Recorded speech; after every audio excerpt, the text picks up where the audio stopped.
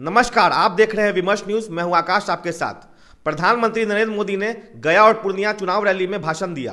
प्रधानमंत्री नरेंद्र मोदी ने कहा कि संविधान की वजह से ही वो पीएम बने हैं। लालटेन युग पर भी उन्होंने तंज कसा। जवाब तेजस्वी ने भी दिया। तेजस्वी ने पूछा कि पीएम सिर्फ परिवार पर हमला करते हैं। इसके बाद उनके द्वारा 10 सवाल भी पूछा गया। आज अमित शाह जम्मू गए और कठुआ में रैली को संबोधित किया। चुनावी बॉन्ड पर आज राहुल गांधी ने मोदी से सवाल पूछे। राहुल गांधी ने मोदी से पूछा कि यदि यह काला धन को छुपाने का तरीका है तो नाम क्यों छुपाया।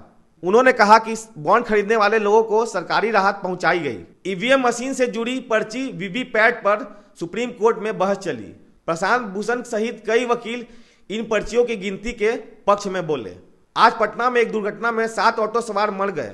ऑटो जाकर ट्रेन से टकरा गई थी। इजरायल पर ईरान के हमले के बाद सेंसेक्स में भारी गिरावट आ गई है। बांका में हमारे रिपोर्टर ने जनसंवाद किया। लोग परिवर्तन के पक्ष में बोल रहे थे। प्रधानमंत्री नरेंद्र मोदी गया रैली में बैकफुट पर दिखे। इनके लोगों ने संवैधानिक ढांचे का मजाक उड़ाया है।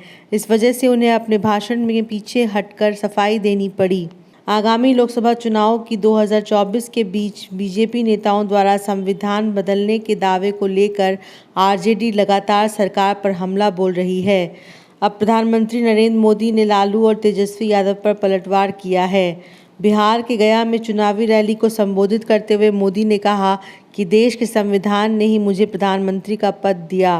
मोदी गरीबी से ही निकलकर आपके बीच आया है।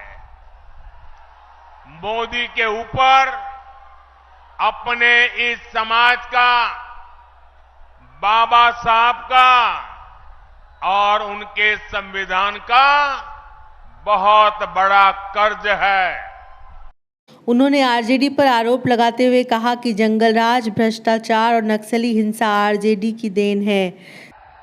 भ्रष्टाचार में बिहार में भ्रष्टाचार का दूसरा नाम आरजेडी। बिहार की बर्बादी की सबसे बड़ी गुनहगार चारा घोटाले के नाम पर वोट मांगने वाले, क्योंकि उस पर तो अदालत से चारा चोरी की है, गरीबों को लूटा है, अदालत ने मोहर लगा दी है। भाई, पत्रकारों से घिरे तेजस्वी ने प्रधानमंत्री के द्वारा उनके परिवार पर लगाए गए भ्रष्टाचार के आरोपों का ये कहकर जवाब दिया है कि यहाँ लाखों में नौकरियां दी गईं, आईटी और टूरिज्म नीतियां बनी तथा 50,000 करोड़ का इन्वेस्टमेंट बिहार के लिए लाया गया। लाखों में नौकरी मिला, लोगों का मानदेय दुगुना हुआ। यहाँ हम लोगों ने आईटी पॉलिसी बनाया, टूरिज्म पॉलिसी बनाया, स्पोर्ट्स पॉलिसी बनाया, जाति आधारित गणना कराई, आरक्षण के सीमा को बढ़ाया, इन्वेस्टमेंट जो है निवेश का 50,000 करोड़ का पहली बार बिहार में एमओयू साइन कराया। ये उनको जंगल राज नजर आ रहा है। 10 साल में उन्होंने जो वादा किया था वो बिहार के लिए क्या किया? इनका मैनिफेस्टो में बिहार का जिक्र क्यों नहीं है? प्रधानमंत्री ने 4 चीजें दी है, केवल बेरोजगारी दिया है, महंगाई दिया है, गरीबी दी है और जुमलेबाजी किया है। घाटी के सारे मतदारों को हमें कोई जल्दी नहीं। जब आपका प्यार मिलेगा तो घाटी में भी कमल खिल जाएगा, हमें चिंता नहीं। इस चुनाव के अंदर घाटी के मतदाताओं को मैं अपील करने आया हूं, जिसको वोट देना हो वो देना, ये 3 परिवारवादी पार्टियों को न देना।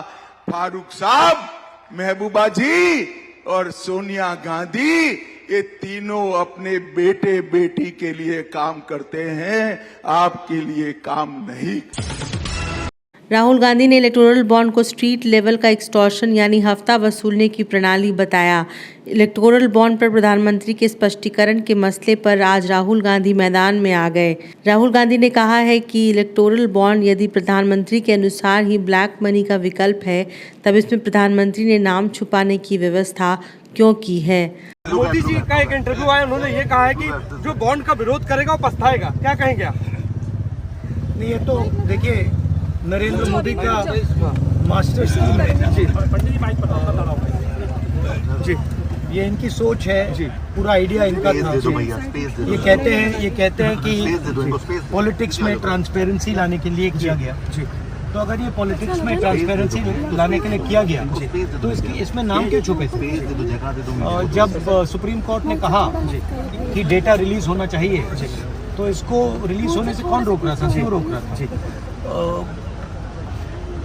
किन डेट्स पे पैसा दिया गया, किसको दिया गया, जब ये डेटा मांगा गया उसको भी किसने रोका? क्लियर सी बात है, ये प्राइम मिनिस्टर का विजन है। इसको स्ट्रीट लेवल पे एक्सटॉर्शन कहा जाता है, हफ्तेबाजी कहा जाती है। ये हिंदुस्तान का सबसे बड़ा हफ्तेबाजी का स्कीम है और ये प्रधानमंत्री ने कंसेप्चुलाइज किया है। वीवीपैट यानी voter verification paper auditor trail यानी ईवीएम मशीन के साथ लगी पर्ची के संदर्भ में सुप्रीम कोर्ट में आज लंबे समय तक बहस चलती रही। याचिका एक्टिविस्ट A.K. अग्रवाल की है। सुप्रीम कोर्ट से अपेक्षा की जा रही है कि चुनाव परिणाम वीवीपैट के गणना के मिलान करके ही जारी किया जाए। सुप्रीम कोर्ट के इस बेंच ने वीवीपैट को वोट का प्रमाण मानने और इसे सुरक्षित रखने तथा गिनने में दिक्कतों को समझने की कोशिश की। संजय हेगड़े की इस याचिका पर सुनवाई जारी रही। वीवीपैट पर्चियों की 100% वेरिफिकेशन को लेकर एक्टिविस्ट अरुण कुमार अग्रवाल ने अगस्त 2023 में याचिका लगाई थी। याचिका में कहा गया है कि वोटर्स को वीवीपैट की पर्ची वेरीफाइंग करने का मौका दिया जाना चाहिए। वोटर्स को खुद बैलेट बॉक्स में पर्ची डालने की सुविधा मिलनी चाहिए। याचिकाकर्ता की तरफ से advocate Prashant Bhushan, advocate Gopal S Narayanan, advocate Sanjay Hegde ने पैरवी की। मंगलवार को इस याचिका की सुनवाई जस्टिस दीपांकर दत्ता के कोर्ट में हुई। सुनवाई की अगली तारीख है बृहस्पतिवार 18 अप्रैल। यदि अनुकूल फैसला हुआ तो इस चुनाव के परिणामों में वीवीपैट को भी गिना जाएगा। ईरान इजराइल युद्ध व मध्य पूर्व में बढ़ते तनाव के मद्देनज़र दुनिया भर के स्टॉक बाज़ारों में बिकवाली तेज़ रही। बिकवाली खरीद से ज़्यादा हो जाने का मतलब शेयर मार्केट के गिरावट के रूप में होता है। लगातार तीसरे दिन भारतीय स्टॉक मार्केट में गिरावट जारी रही। पिछले 3 सेशन से निफ्टी 650 अंक और मुंबई स्टॉक एक्सचेंज 2200 अंक तथा बैंक निफ्टी 2700 अंक लुढ़क चुका है। ईरान इजराइल युद्ध की आशंका के अलावा सेंसेक्स गिरने के अन्य कारण भी हैं।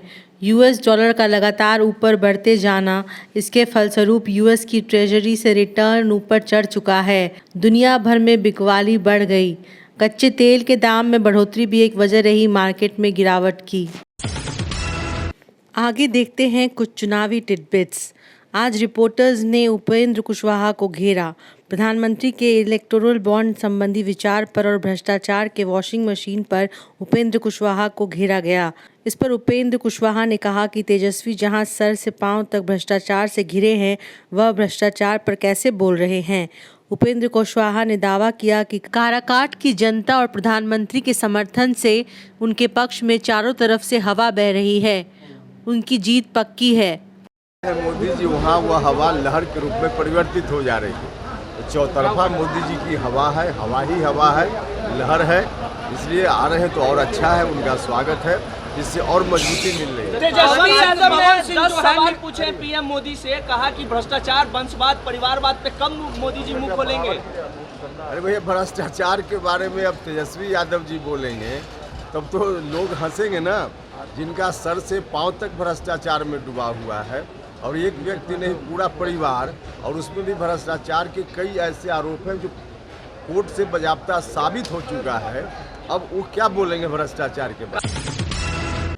पत्रकारों ने चिराग पासवान को पटना एयरपोर्ट पर घेरा। चिराग पासवान ऊंची घोषणाएं करते हैं।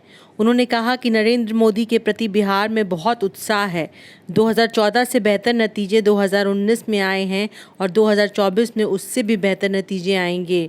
एनडीए 40 में 40 सीट पर जीत दर्ज करेगी। प्रधानमंत्री जी की बातों का ही असर है कि 14 से बड़ी जीत 19 में, 19 से बड़ी जीत अब हम लोग 24 में देखेंगे। इंडी गठबंधन के नेता हैं, वो आरोप लगा रहे हैं प्रधानमंत्री पर और कह रहे हैं कि हार रहे हैं, इसीलिए बार बार बिहार आ रहे हैं।